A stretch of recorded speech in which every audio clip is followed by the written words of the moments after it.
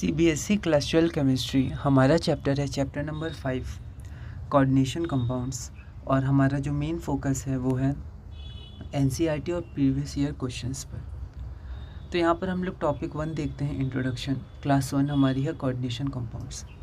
तो coordination compounds दिखते कैसे हैं, इनमें होता क्या है, तो इनमें एक मेटल एटम होता है और वो नंबर ऑफ़ एनायंस या न्यूट्रल मॉलिक्यूल से बाउंड होते हैं। ठीक है, यहाँ पर स्क्वायर ब्रैकेट होता है, कोई मान लेते हैं हमारे पास जनरली ये डी ब्लॉक के एलिमेंट्स होते हैं जनरली। ठीक है, और यहाँ पर हमारे पास कोई आयन या फिर न्यूट्रल मॉलिक्यूल होता है और उसके साथ फिर यहाँ कोई काउंटर आयन होता है। तो ये हमारा कोऑर्डिनेशन कंपाउंड्स होते हैं, जिसमें ये जो मेन है ये हमारा कोऑर्डिनेट एंटिटी कोऑर्डिनेशन एंटिटी हम लोग देखेंगे। जैसे ये बहुत ही ज़्यादा यूज़फुल है हमारे लिए, हमारे शरीर के लिए, और बाकी भी जो सिंथेसिस वगैरह होता है। क्लोरोफिल जो होता है वो कोऑर्डिनेशन कंपाउंड ऑफ मैग्नीशियम होता है, जो बहुत इंपॉर्टेंट है प्लांट्स के लिए, फूड बनाने के लिए। Haemoglobin coordination compound of iron होता है। Vitamin B12 coordination compound of cobalt होता है। तो कोऑर्डिनेशन कंपाउंड से पहले अब थोड़ा इसका हिस्ट्री देख लेते हैं।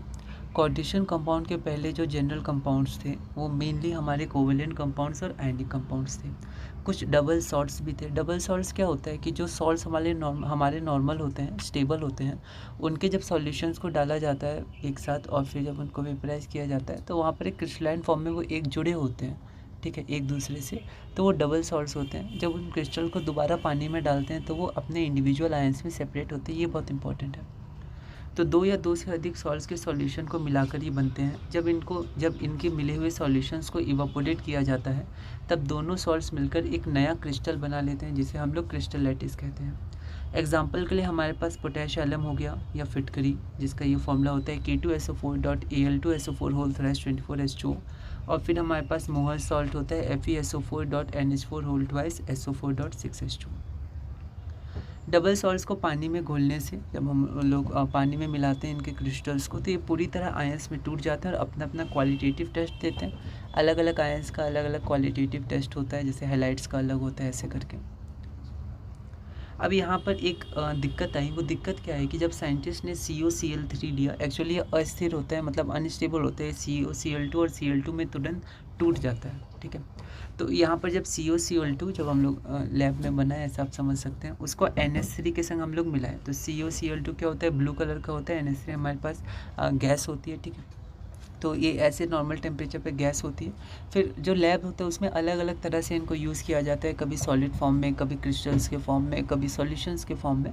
तो यहाँ अर्थ इतना है कि जब हमने COCl2 और NH3 को मिलाया, ठीक है, और जब इसको हमने कंपाउंड बनाया तो वहाँ पर हमने देखा कि कुछ कंपाउंड्स जो हैं वो हमारे अलग अलग रंग के बन रहे हैं। ठीक है, अब होता क्या है कि COCl3 में जो कोबाल्ट होता है वो +3 में होता है, COCl2 में +2 में होता है। तो जब लैब में हम लोग को कॉम्प्लेक्स बनाना होता है तो COCl2 के संग NH3 मिलाते हैं और फिर ऑक्सीडेशन करते हैं, जिससे CO आपका +3 में आ जाता है। तो देखा गया वो आपका +3 में जब कंपाउंड बना रहा था NH3 के साथ तो +3 में स्टेबल था। ऐसे नॉर्मल टेम्परेचर या जनरल टेम्परेचर पे +2 होता है, +3 में नहीं रहता है, क्योंकि COCl3 क्या होता है, पावरफुल ऑक्सीडाइजिंग एजेंट होता है, दूसरों को ऑक्सीडाइज होता है, खुद रिड्यूस होता है, इसका ऑक्सीडेशन नंबर कम हो जाता है। तो जब COCl3 और NH3 को मिलाया गया तो फिर अलग अलग तरह के यौगिक बने, कंपाउंड्स बने। COCl3 इसमें स्टेबल था, +3 स्टेट अपना ले रहा था। .6 NH3 ये पीला रंग का, येलो रंग का बना। 5 NH3 ये पर्पल रंग का बना। ऐसे और करके अच्छे से NCERT में बताया गया है। जब इन यौगिकों को, मतलब जब इन कंपाउंड्स को पानी में डाला गया तो NH3 बाहर नहीं निकला और ना ही ये डबल सॉल्ट्स की तरह व्यवहार कर रहे थे। तो साइंटिस्ट ने सोचा कि ये डबल सॉल्ट्स होंगे, तो जब उन्होंने डाला उसको पानी में या फिर सॉल्यूशन में तो वहाँ पर NH3 बाहर नहीं आया या फिर वो डबल सॉल्ट्स की तरह आयंस में ब्रेक नहीं हुए, मतलब अंदर ही अंदर कोई कंपाउंड्स अच्छे से बन रहा था जो स्टेबल है। तो यहाँ पर फिर आगे साइंटिस्ट थे, उन्होंने कुछ थ्योरी दी कि शायद ऐसा हो सकता है, लेकिन बाद में जो थ्योरी सही हुई वो हुई एल्फ्रेड वर्नर की। इन्होंने 1893 में अपनी थ्योरी दी थी, इन्होंने प्रपोज़ किया था क्या हो सकता है। तो ये एक स्वीडिश केमिस्ट थे और वर्नर ने कोबाल्ट अमोनिया जो सीरीज़ थी, कोबाल्ट और अमोनिया मिलके जो अलग अलग कंपाउंड्स बना रहे थे, उनके कंपाउंड्स पे 2 मुख्य प्रयोग किए। 2 तरह से उनको टेस्ट किया कि आखिर क्या हो सकता है। सबसे पहले AgNO3 के संग प्रेसिपिटेशन। AgNO3 वैसे तो वाइट क्रिस्टलाइन सॉलिड होता है, लेकिन ये क्या करता है, क्या होता है, सेंसिटिव टू सनलाइट, मतलब सनलाइट जैसे ही मिलती है ये Ag में ब्रेक हो जाता है और इसका रंग चेंज होने लगता है हल्का, ठीक है। तो यहाँ पर क्या होता है, इसको ताकि ये ब्रेक ना हो सनलाइट में, तो इसको डार्क एम्बर बोतल्स में स्टोर किया जाता है। अब क्या हुआ कि उन्होंने AgNO3 ली। अब AgNO3 करता क्या है कि AgNO3 अगर उसको Cl मिलता है तो वो Cl के संग कंपाउंड बना लेता है AgCl और वो प्रेसिपिटेट बना लेता है, प्रेसिपिटेशन रिएक्शन। तो यहाँ पर उन्होंने देखना चाहा कि जो Cl3 है वो अंदर में कैसा बिहेव कर रहा है, क्या वो आयंस के रूप में या कैसा है। अगर वो आयन होगा तो AgNO3 को डालने पर वो AgCl दे देगा, ठीक है। तो उन्होंने जब पहले कंपाउंड के संग AgNO3 को डाला तो 3 Cl थे तो 3 AgCl मिल गए, ओके। लेकिन जब 5NH3 इसके संग उन्होंने AgNO3 को डाला तो AgCl 3 फिर से मिलने चाहिए थे, क्योंकि 3 यहाँ Cl है पर 2 ही मोल्स ऑफ AgCl में, मतलब एक Cl नहीं आ रहा है, मतलब एक Cl free state Cl minus के रूप में नहीं ब्रेक है। और जब उन्होंने इसमें डाला तो यहाँ भी 3 Cl है पर यहाँ तो एक ही मोल AgCl मिला, 2 नहीं मिले Cl, ठीक है। तो लैब में इसको सॉल्यूशन के रूप में रखा जाता है। अब मोलर कंडक्टिविटी ये चैप्टर 2 में हमें थोड़ा पढ़ना है इलेक्ट्रोकेमिस्ट्री में। तो यहाँ पर जब उन्होंने मोलर कंडक्टिविटी चेक की H2O में सॉल्यूशन में तो उन्हें 4 आयंस मिले, ठीक है। अब देखिए यहाँ पर 3 Cl है और 1 आयन, और वो कॉम्प्लेक्स आयन है, बाद में हम लोग देखेंगे कॉम्प्लेक्स कटायन जो होता है। फिर जब उन्होंने COCl3.5NH3 में किया तो 3 ही आयंस मिले, ठीक है। और यहाँ पर COCl3.4NH3 की संख्या तो 2 ही आयंस मिले, ठीक है। तो इन सब प्रयोगों के बाद, एक्सपेरिमेंट्स के बाद उन्होंने प्रपोज़ किया कि जो मेटल्स हमारे पास होते हैं जिनके संग बॉन्ड बन रहा है उनके पास 2 वैलेंसी होती है। एक तो नॉर्मल प्राइमरी वैलेंसी होती है, जैसे आयरन की +2 +3, कोबाल्ट की +3, ठीक है। तो एक तो नॉर्मल वैलेंसीज हमारे पास होती हैं, पर एक सेकेंडरी वैलेंसी भी होती है।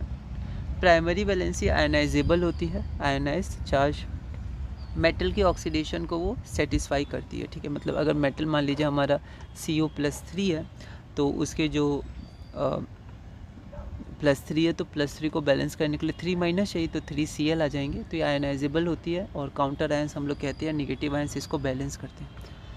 फिर उन्होंने बोला एक सेकेंडरी वैलेंसी भी होती है, नॉन आयनाइजेबल होती है, मतलब इसको हम लोग आयनाइज नहीं कर सकते हैं। ये जो कोऑर्डिनेशन एंटिटी के अंदर हमारे पास आयंस है वो टूटते नहीं है, वो वैसे ही रहते हैं। मेटल्स के कोऑर्डिनेशन नंबर को दिखाती है, कोऑर्डिनेशन नंबर हम लोग देखेंगे। नेगेटिव आयंस न्यूट्रल मॉलिक्यूल जो अंदर मेटल से बाउंड होते हैं, ये 3D स्पेस में निश्चित दिशा में जुड़े होते हैं। तो उन्होंने ज्योमेट्री भी बताई कैसे ये जुड़े हो सकते हैं, ज़्यादातर कौन सी ज्योमेट्री के होते हैं, स्क्वायर, प्लेनर, इन सब तरह के हम लोग को पढ़ना भी है ये हाइब्रिडाइजेशन। तो इसी के आधार पर जो वर्नर हैं इन्होंने फार्मूलाज लिख के बताया कि ऐसा है, मतलब ये जो Cl3 है इसमें ये तीनों Cl3 फ्री है, लेकिन ये जो 6NH3 ये अंदर में बॉन्ड बनाया हुआ है, कोऑर्डिनेशन बॉन्ड, इसलिए बाहर नहीं आ रहा है।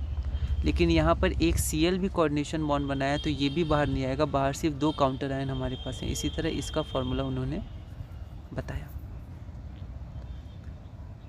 1913 में जो एल्फ्रेड वर्नर थे उन्हें नोबेल प्राइज़ इन केमिस्ट्री मिला, और वे पहले इनऑर्गेनिक केमिस्ट थे जिन्हें ये सम्मान मिला। 1901 में शुरू हुआ था नोबेल पुरस्कार, तो उसमें से 1913 तक, मतलब लगभग 13 साल में 12 साल तो किसी को इनऑर्गेनिक केमिस्ट को नहीं मिला था, और 13th ईयर में 13वें साल में ये पहले इनऑर्गेनिक केमिस्ट बने जिन्हें ये सम्मान मिला।